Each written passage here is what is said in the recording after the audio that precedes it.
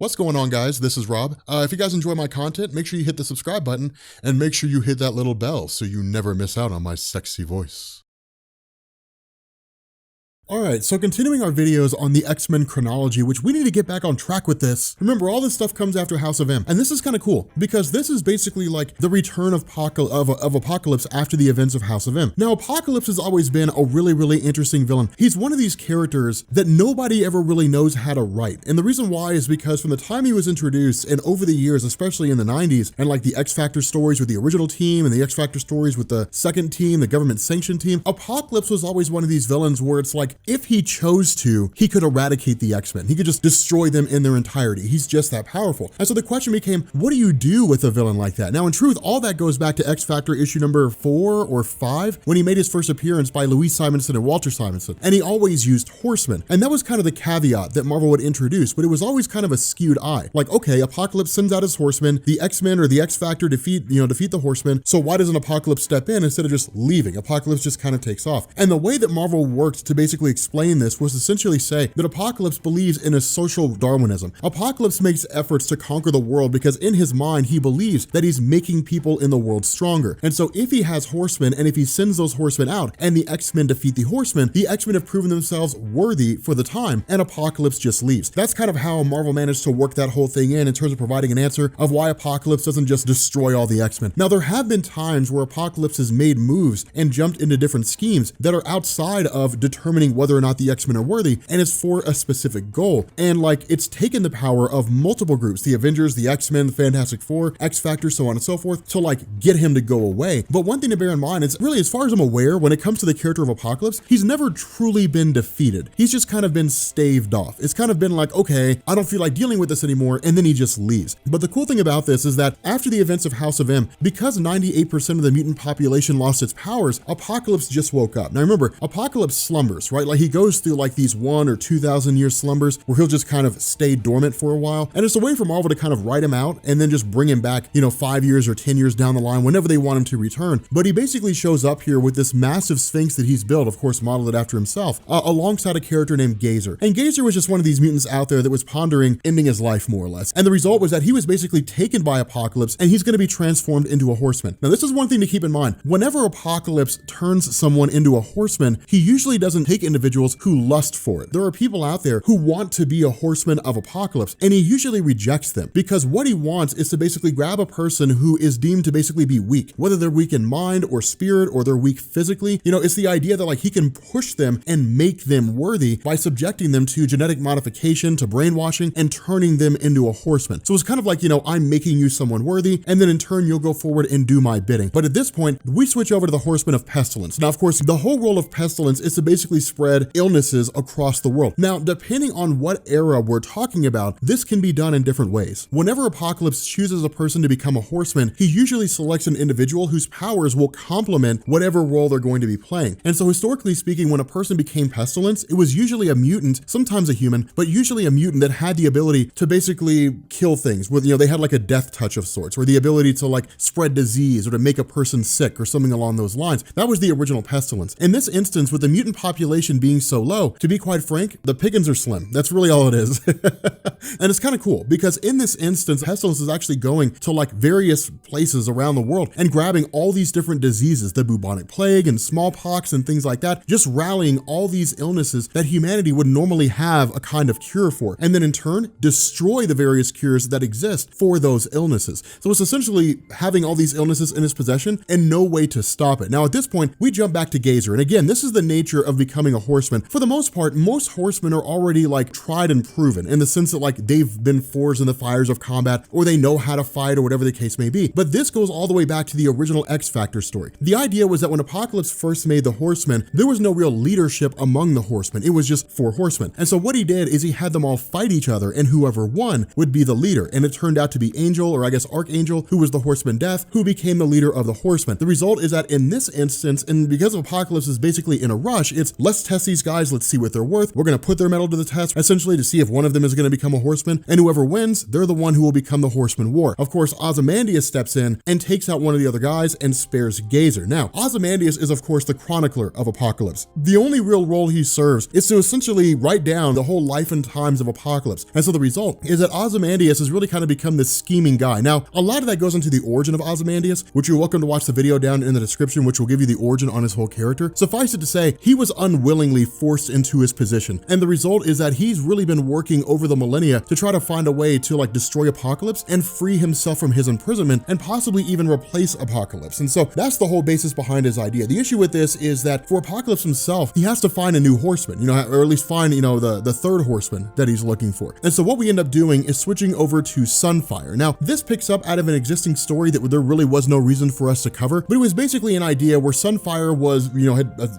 kind of jumped into a conflict. He was double crossed and he had his legs cut off by Lady Deathstrike, who was the one-time love interest of Wolverine, turned into a villain and having cyborg modifications. The reason why he's kind of in this infirmary is because of that, because his legs have been removed. But the idea with Sunfire is he's always been exceedingly proud, if not arrogant. Now, he had a huge empire under his belt, and that's why it was all really happening. That's why he kind of maintained that mindset. But the idea that he's now bedridden because he lost his legs is a pretty crushing blow, because in his mind, he's kind of like half the person he used to be. But the idea is that Apocalypse showing up on his doorstep and basically saying, hey, look, I recognize you lack faith in yourself now. I can give you the means to return yourself to who you were before. Sunfire almost leaps at the opportunity. The problem with this is that Sunfire knows who Apocalypse is. And when the devil makes deals, those deals always have caveats. And that's what this is about. It's really kind of this situation where Sunfire's like, yeah, you show up, this gift is too good to be true. There has to be something with it. But in the end, he ends up going with it. He ends up taking the offer that's provided to him by Apocalypse. And so what we end up doing is jumping back to the Xavier Mansion. Now, one thing I also want you guys to bear in mind, this takes place before the events of Deadly Genesis. And I'll throw this into that playlist before that story so that you guys don't really get confused in terms of where it's supposed to reside. But the idea is that Xavier hasn't returned yet. The issue with this is that Polaris has basically gone missing. Now, of course, Lorna Dane, the daughter of Magneto, or at least, it was believed she was the daughter of Magneto at this point in time, was a love interest of both Havoc and Bobby Drake. Havoc being the brother of Cyclops, Bobby Drake being Iceman. The issue with this is that while she wasn't really dating them at the same time, they've dated her at different points in time. And so they both have a romantic interest towards her. Now, at this moment, Havoc was the one who was believed to be romantically involved with her, but ultimately things kind of went awry and she just sort of vanished and that was about it. But the issue is that Apocalypse pops up on the scene and suddenly people begin to panic. And the reason why is because, again, when Apocalypse shows up, your head turns because that's when things are about to pop off. The guy can do all manner of things. He's one of the most powerful mutants to ever exist. And when the X-Men face off against Apocalypse, it's always preceded by the Horsemen. And then the question has to be asked, is this the day Apocalypse will kill us? And by all rights, he should be able to destroy them. The other half of this is that Apocalypse doesn't show up looking for battle. He shows up and says, I'm here to save you all. That what you guys are at right now, because of the fact that you guys are basically at 10% of the population that you used to have, you guys have proven yourselves worthy. Now, that's kind of the irony of it because they had no hand in that. It wasn't like a massive battle went on and whatever 198 mutants survived to be the ones who would be allowed to keep their powers. They had them all stripped away by the Scarlet Witch. But Apocalypse deems them worthy. And that's kind of the thing to bear in mind with his character. When it comes to who's worthy and who's not, it's really just kind of left to his own devices. It's whoever he likes the most. It is cool because when Apocalypse shows up, he basically says, I am planting the seeds of like plague and disease and illness. And like 90% of humanity is going to be destroyed. But what I have here is something that can keep you protected. The other half of this is that famine suddenly starts showing up. Now, of course, famine, like you would expect, basically has the ability to force people into believing that they're basically starving, that they're, dehydrating, because they're exceedingly thirsty. And Apocalypse says, well, I have this drink here. One sip of this drink will quench any thirst you have. It'll satiate any hunger that you have. If you want it, all you have to do is pledge your loyalty to me. People just come flying at him. Some of them kind of stand back and sure, they're struggling just like everybody else and they believe they're starving just like everybody else, but they don't really give in. And those individuals who don't really give up are the ones who are experienced with this. We're like, look, this is the game that Apocalypse plays. This is how he does this. But for the most part, people don't care. They're just kind of like, whatever, this guy has the ability to satiate whatever hunger I have. I will do whatever it is he asks me to do if he gives me some measure of nourishment. So again, this is why he kind of shows up as a messiah of sorts. The issue is that in the middle of all this, we're suddenly met met by the arrival of Gambit, who effectively hands himself over to Apocalypse. Now again, we covered this in terms of like Gambit becoming the Horseman death. So if you want to know what happens after this moment between, you know, what we're about to talk about here in a second and like this point where he shows up, that's covered in that particular comic. But it is kind of intriguing because Gambit's always been one of these guys who's kind of been on again, off again in X-Men and, you know, felt betrayed by the X-Men, but he always comes back. So there is a lot of loyalty to the X-Men there. And in fact, that's something that he says when he's being turned into a Horseman. I'm not doing this because I believe in your cause. I'm doing this because someone needs to keep you in check. But again, there's a lot of scheming and stuff going on here behind the scenes with Ozymandias. And this is kind of the funny moment because Ozymandias is talking to Apocalypse and he's basically saying, look, you should have just obliterated them. Like, why not destroy humanity? Like, why not wipe out humanity in its entirety? They're weak. And if they're weak and the weak don't deserve to live, then destroy the weak, destroy humanity. And where Apocalypse kind of counters with this and saying, you have no idea what's going on, Ozymandias' initial response is, well, you've grown weak over the years. And Apocalypse slams his head into a wall.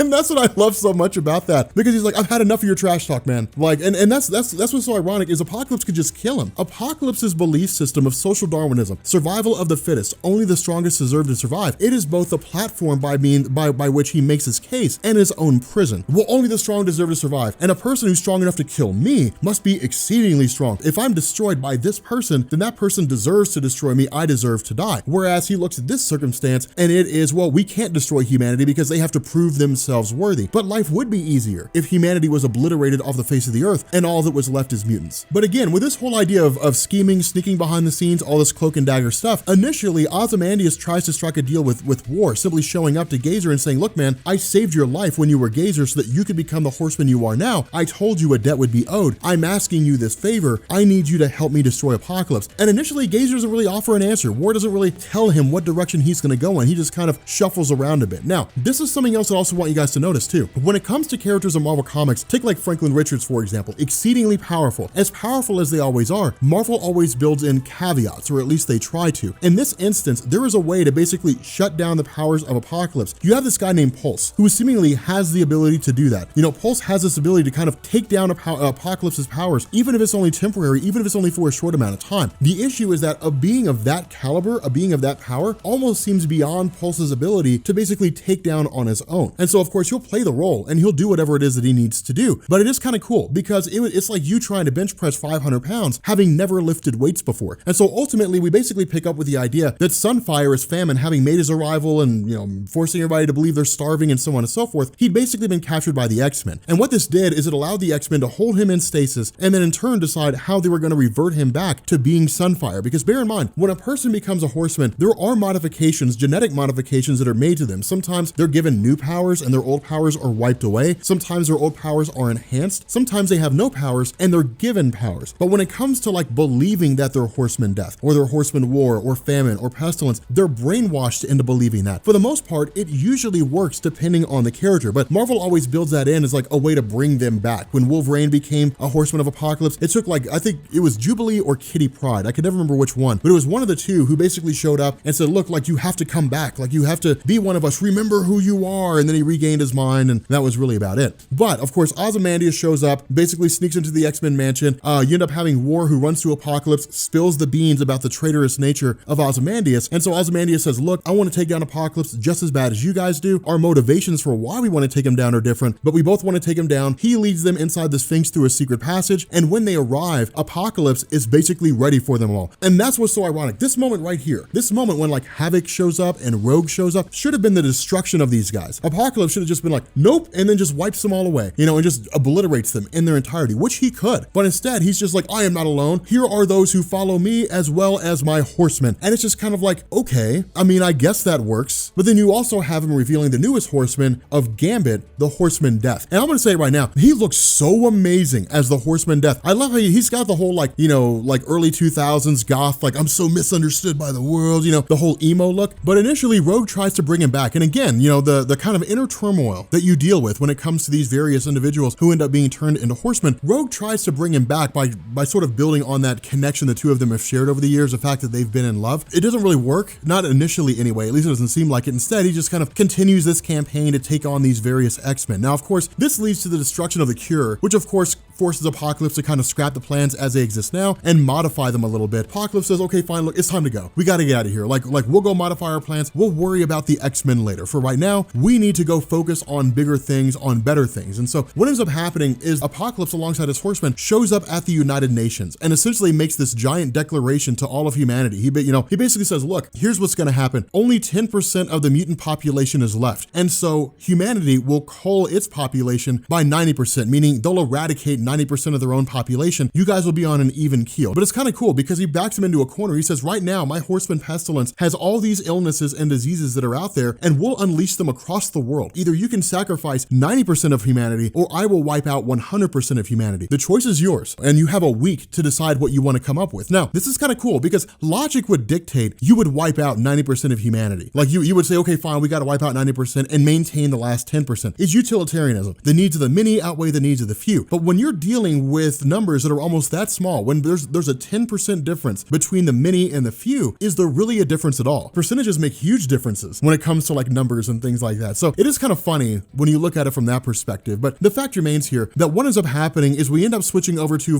Valerie Cooper meeting up with X-Men and Havoc. Now, of course, Valerie Cooper was at one point the liaison between the government-sanctioned X-Factor team and like the federal government itself. And so she would pass information to them, and she would keep the government abreast of what X-Factor was doing, and they would usually get their missions from the federal government. And the result was that once Valerie basically left that position, she kind of went on to other things, but still worked alongside the government. In fact, she was originally part of Project Wide Awake, which was the government program to control and contain the mutant threat when it first started popping up. So she's been around for quite some time. But the idea here is that what they've basically been working on are like these more advanced versions of Sentinels, basically Sentinels that are still manned, that are still controlled, so they don't have to worry about like a Days of Future Past event, but they are more capable of taking down more powerful threats. It's basically them just kind of stockpiling weapons and planning for like bigger and more dangerous things. And so what we end up doing is switching back over to Apocalypse in a conversation that he's having with Pestilence, only for us to find out that Pestilence is actually Polaris. That when she had gone missing, it's because Apocalypse had taken her and shanghaied her into becoming one of his Horsemen, where she fought and she didn't want to have anything to do with it. Ultimately, she was press ganged into it, and she's become a Horseman this entire time. And so she's the one kind of operating behind the scenes. Now, the cool thing about this is that with Apocalypse, at the United Nations in New York, what we end up having is like the arrival of the Avengers and the X-Men, these massive superhero teams. But the Avengers aren't really there to like defeat Apocalypse. I mean, they're there to beat him if they can. But the whole idea is to try to like take him out, take out his various forces, take out his Horsemen, which for the most part happens. Now, this is usually what goes on with Apocalypse in comics. His Horsemen pop up, and by whatever manner and whatever means, the Horsemen are systematically destroyed. And it's a way for Marvel to just kind of knock over the different pieces, remove the different pieces from the board so they can wind the story down. And so in this instance, Apocalypse basically just kind of retreats. He just sort of says, okay, time to get while the getting's good. And that's one of the things about him is usually whenever he leaves, he's always got a backup plan to bail out as fast as he can. Of course, Gambit's defeated, essentially knocked unconscious. Polaris is knocked unconscious, and so they're basically taken away. And so Apocalypse retreats to the core of the ship with the intention of just sacrificing himself and killing himself. And that's what's so important about this story, is because Apocalypse has never done that before. He's come very, very close to dying, but Apocalypse usually always escapes, sometimes by the skin of his teeth, sometimes because he just walks away and says enough is enough. But this is one of the first times, if not the first time, that he basically sacrificed himself and tried to die. And the reason why is because what we end up finding out is when Apocalypse was younger and he first encountered celestial technology, he didn't know how to use it.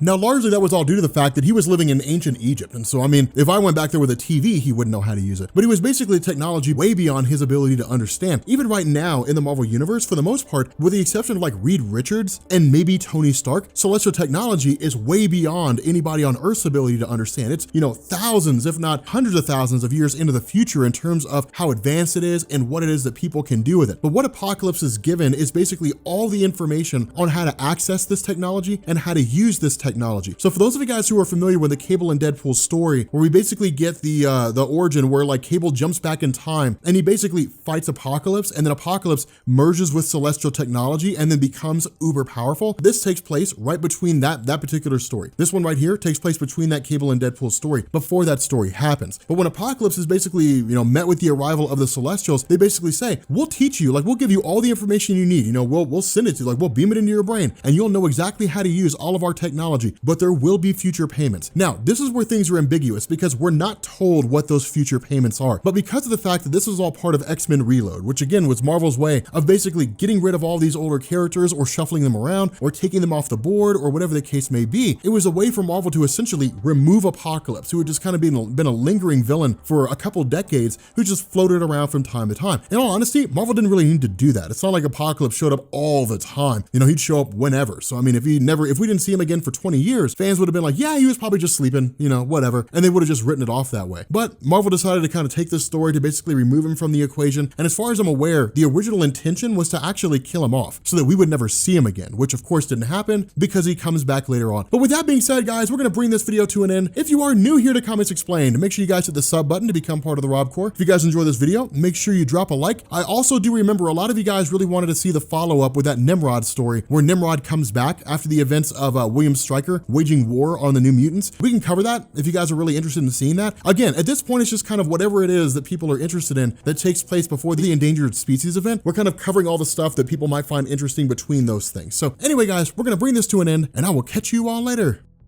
Peace.